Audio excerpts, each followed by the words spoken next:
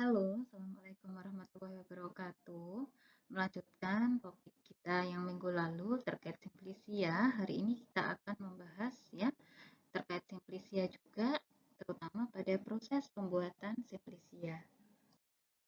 Baik, untuk preparasi simplisia sebagai bahan baku obat tradisional ada beberapa tahap yang harus dilakukan ya dengan sistematis ya. Jadi tidak boleh loncat-loncat tahapannya, tapi harus berurutan untuk menjamin kualitas atau mutu dari simplisia. Jadi tahap panen sudah kita bicarakan pada pertemuan minggu lalu, sekarang pada tahap preparasinya langsung ya. Jadi kalau kita sudah dapat bahan yang sudah dipanen, maka bahan awal tersebut kita sortasi basah, kita lakukan sortasi basah. Selanjutnya dari sortasi basah kita cuci ya, kemudian kita tiriskan, kemudian kita rajang atau diubah bentuknya, kemudian kita keringkan. Selanjutnya kita sortasi kering kalau dia sudah kering. Kemudian kita kecilkan ukuran partikel simplisia dan kita lakukan pengayakan. Dan setelah itu kita lakukan pengemasan, baru terakhir adalah penyimpanan. Tujuan dari masing-masing tahapan akan kita bahas pada slide selanjutnya. Tahap yang pertama tadi diawali dengan tahap sortasi basah. Tahap sortasi basah bertujuan untuk memisahkan kotoran, tanah, kerikil, rumput atau gulma, tanaman lain yang mirip, bahan yang telah rusak atau busuk, serta bagian tanaman lain yang memang harus dipisahkan dan dibuang. Tujuannya adalah menjaga kemurnian serta mengurangi kontaminasi awal yang dapat mengganggu proses selanjutnya. Kemudian, tujuan dari sortasi basah juga untuk mengurangi cemaran mikroba, memperoleh simplisia dengan jumlah dan ukuran yang seragam, serta pada tahap ini juga dilakukan pemilihan bahan dengan ukuran panjang, lebar, besar, kecil, dan yang lain-lain. Setelah sortasi basah, tahapan yang bisa kita lakukan adalah pencucian. Dari hasil sortasi basah lagi tadi, kemudian bahan kita cuci. Pencucian dilakukan untuk menghilangkan tanah dan kotoran lain yang melekat pada bahan simplisia, terutama pada simplisia yang diambil dari bagian tanah ya. Contohnya adalah rimpang, umbi, radix. Nah, itu harus dicuci dengan benar-benar bersih ya. Pencucian dilakukan dengan menggunakan air bersih standar air minum, bisa dengan menggunakan air sumur, ataupun pump. Pencucian dilakukan dengan cermat, terutama simplisia yang ada di dalam tanah. Pencucian untuk bahan dengan kandungan senyawa aktif yang mudah larut dengan air, maka dilakukan dengan cepat dan tidak dilakukan perendaman. Pencucian dilakukan dengan air yang mengalir sehingga kotorannya bisa turun ya, bisa ikut terbawa aliran air. Wadah tempat pencucian digunakan wadah ya keranjang dengan lubang-lubang ya, atau meja stainless biasanya yang berlubang sehingga kotoran bisa langsung turun ke bawah. Setelah dicuci bersih, maka dilakukan tahap penirisan. Tujuannya adalah mengurangi atau menghilangkan kandungan air bekas pencucian tadi ya, yang ada di permukaan bahan. Dilakukan sesegera mungkin setelah pencucian. Penirisan dilakukan pada rak-rak yang telah diatur sedemikian rupa untuk mencegah pembusukan atau bertambahnya kandungan air pada simplisia. Biasanya raknya ini bawahnya diberi peniris ya, jadi berlubang-lubang. Selama penirisan, bahan dibolak-balik untuk mempercepat penguapan dari air. Penirisan dilakukan di tempat teduh dengan aliran udara cukup. Setelah air di permukaan bahan menetes atau menguap, bahan simplisia dikeringkan dengan cara yang sesuai. Setelah ditiriskan, maka bisa dilakukan proses pengubahan bentuk. Tidak semua simplisia mengalami pengubahan bentuk. Umumnya hanya terbatas pada simplisia bagian akar, rimpang, umbi batang, kayu, kulit batang, daun, dan bunga. Tujuannya adalah agar memudahkan proses pengeringan, pengemasan, penggilingan, dan penyimpanan serta pengolahan selanjutnya. Selanjutnya, yang kedua adalah memperbaiki penampilan fisik dan memenuhi standar kualitas, keseragaman ukuran. Selanjutnya yang ketiga, membuat agar lebih praktis dan lama dalam penyimpanan. Saya ambilkan contoh dari simplisia rimpang saja. Ya, saudara bayangkan apabila setelah ditiriskan ini rimpang jahe misalnya, kemudian langsung dikeringkan. Padahal rimpang itu kan tebal ya bentuknya ya. Nah, itu akan memperlama proses pengeringannya. Nah, proses pengeringan ini harusnya dilakukan perlahan tapi juga cepat ya, agar kandungan lembab itu tidak cukup tinggi sehingga menimbulkan bakteri dan jamur itu ada waktu untuk tumbuh di simplicianya. Ya, sehingga jahe ini diubah bentuknya. Diapakan? Kita iris tipis-tipis dengan ketebalan kurang lebih 2-3 mm. Setelah itu baru dikeringkan. Ini beberapa contoh pengubahan bentuk. Ya.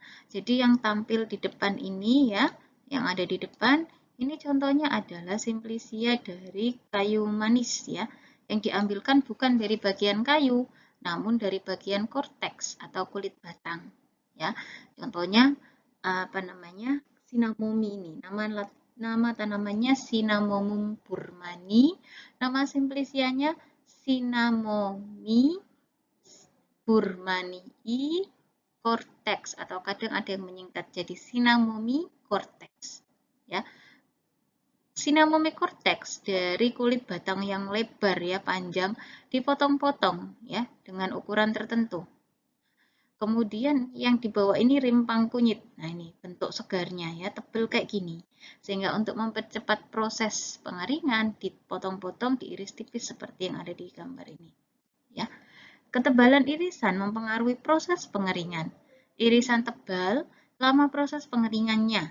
Irisan tipis, senyawa aktif, kalau senyawa aktifnya adalah minyak atsirinya akan mudah menguap sehingga akan berkurang kadar senyawa aktifnya. Umbi atau akar diiris dengan ketebalan kurang lebih 3 mili. Kalau daunnya lebar, daun dipotong melintang dengan lebar kurang lebih 2 cm.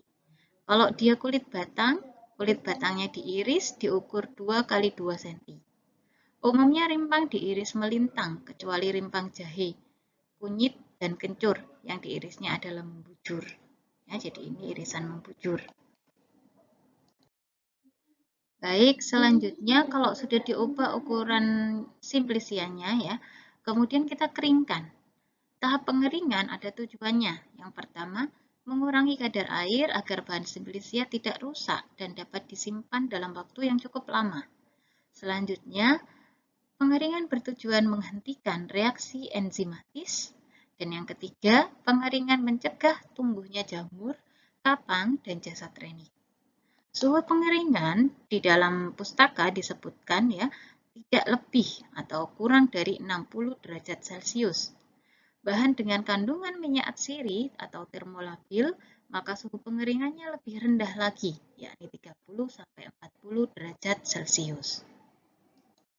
Selanjutnya adalah proses pengeringan, di mana proses pengeringan ini ada dua cara ya. Yang utama, yang pertama adalah pengeringan dengan menggunakan matahari langsung, yang kedua adalah pengeringan dengan diangin-anginkan. Pengeringan dengan matahari langsung biasanya dilakukan untuk bahan tanaman yang relatif keras, contohnya adalah kayu, kulit kayu, dan dari biji. Tanaman yang mengandung senyawa aktif relatif stabil, ini bisa juga dengan menggunakan pengeringan matahari langsung. Cara yang kedua adalah diangin-anginkan di dalam ruangan. Ya, bisa diangin-anginkan dengan aliran suhu ruang biasa, ya, jadi dengan aliran suhu udara ruang. Bisa juga ditambahkan di dalam ruangan tadi dengan menggunakan electric heater atau pemanas ruangan ya, di mana aliran udara panas bisa mengalir ya. Ini biasanya digunakan untuk bagian tanaman yang lunak, bunga dan daun. Tanaman dengan kandungan senyawa mudah menguap juga lebih disukai dipilih metode diangin-anginkan. Umumnya pengeringan ini akan dilakukan selama 5-7 hari atau sampai goalnya, yaitu tujuannya adalah MC-nya itu didapatkan kurang dari 10%. MC ini moisture content atau kandungan lembab pada simplicia, yang dapat diukur dengan alat namanya moisture content balance atau moisture content analyzer. Perlu diperhatikan pada saat proses pengeringan terjadinya suatu kejadian ya, namanya phase hardening. Phase hardening, phase itu dari kata muka, hardening keras. Mukanya yang keras ya. Apa maksudnya? Maksudnya adalah bagian luarnya kering tapi bagian dalamnya masih basah. Penyebabnya adalah irisan atau rajangan simplisia terlalu tebal sehingga panas sulit menembus simplisia. Kemudian, suhu pengeringannya terlalu tinggi dengan waktu yang relatif singkat, sehingga yang luar sudah kering, yang dalamnya belum. Yang ketiga, keadaan yang menyebabkan penguapan air di permukaan bahan jauh lebih cepat daripada difusi air dari dalam ke permukaan bahan, sehingga menyebabkan bagian luar bahan menjadi keras dan menghambat pengeringan selanjutnya. Kalau sudah dikeringkan dan menjadi simplisia kering, ya, maka selanjutnya kita lakukan tahap sortasi. Tahap sortasi bertujuan untuk memisahkan bahan-bahan asing dan simplisia yang belum kering seutuhnya. Tahap sortasi juga menjamin simplisia benar-benar bebas dari bahan asing. Selanjutnya, tahap sortasi dilakukan secara manual untuk mendapatkan simplisia dengan ukuran seragam. Setelah tahap sortasi kering tadi, selanjutnya dilakukan pengecilan ukuran simplisia dan pengayakan. Ini khusus untuk simplisia cacahan ya, yang ingin dibuat menjadi simplisia serbuk. Tujuannya adalah mendapatkan simplisia dengan ukuran yang seragam dan homogen. Ya, misalnya dia jadi serbuk, ya kita inginnya dapat serbuk yang halus. Atau jadi cacahannya kasar ya, sesuai dengan derajat halus yang diinginkan berapa. Semakin halus ukuran serbuk akan semakin cepat dalam batasan tertentu dia diekstraksi, atau ketika dia diekstraksi ya, dia akan semakin cepat. Kemudian setelah dikecilkan ukuran partikel dengan menggunakan blender ya, atau dengan menggunakan alat milling ya, alat penyerbuk, selanjutnya kita akan melakukan pengayakan. Kenapa perlu pengayakan? Nah, ini ada beberapa tipe ya pengayakan dengan ukuran tertentu ya. Di pertemuan minggu lalu kita sudah bahas derajat kehalusan dari serbuk ya, kemudian jenis-jenis pengayak ya, ada ukurannya ya. Semakin besar ukurannya, maka semakin halus serbuknya. Kenapa perlu pengayakan? Pengayakan dilakukan sebagai kendali mutu dari simplisia. Ya, kita inginkan mendapatkan serbuk itu dengan ukuran yang seragam, ya, yang homogen. Tidak ada yang besar, tidak ada yang kasar, tidak ada yang kecil, ya. Karena ukuran yang tidak seragam nanti akan juga berpengaruh pada proses ekstraksi, sehingga perlu diayak. Selanjutnya, kalau sudah diayak menjadi simplisia serbuk ya, maka simplisia bisa dikemas. Tujuannya adalah melindungi atau proteksi simplisia saat pengangkutan, distribusi, dan penyimpanan dari gangguan luar seperti suhu, kelembapan, cahaya, pencemaran mikroba, serta gangguan berbagai jenis serangga. Setelah dikemas pada wadah atau kemasan yang sesuai, selanjutnya diberikan label atau etiket. Pengemasan simplisia, syarat dari bahan pengemasnya harus bersifat inert atau netral, artinya tidak bereaksi dengan simplisia yang dapat berakibat terjadinya perubahan bau, warna, rasa, kadar air, dan kandungan senyawa kimia aktifnya. Mampu mencegah terjadinya kerusakan baik mekanis maupun fisiologis pada simplisia. Selanjutnya, syarat bahan pengemas juga mudah digunakan, tidak terlalu berat, dan harga relatif murah. Pengemasan simplisia juga harus diberikan etiket. Apa saja yang dituliskan pada etiket, yakni contohnya adalah nama ilmiah dari tumbuhan, asal bahannya atau tempat budidayanya. Ini biasanya kalau di industri, itu kan mereka mengambil bahannya itu dari beberapa tempat, tidak hanya dari satu tempat. Ya, kemudian tanggal panennya, tanggal simpannya, kemudian berat simplisianya, dan status kualitas bahannya bagaimana.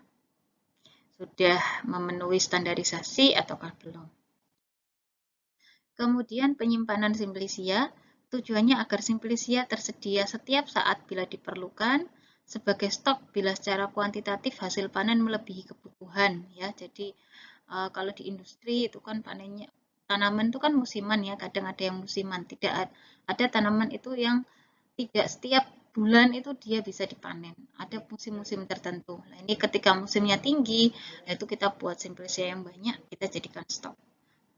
Upaya untuk mempertahankan kualitas fisik dan kestabilan kandungan senyawa aktif sehingga tetap memenuhi syarat mutu yang ditetapkan. Ya. Jadi untuk penjelasan terkait proses pembuatan simplisia sudah cukup ya, sudah selesai. Terima kasih dan selamat belajar.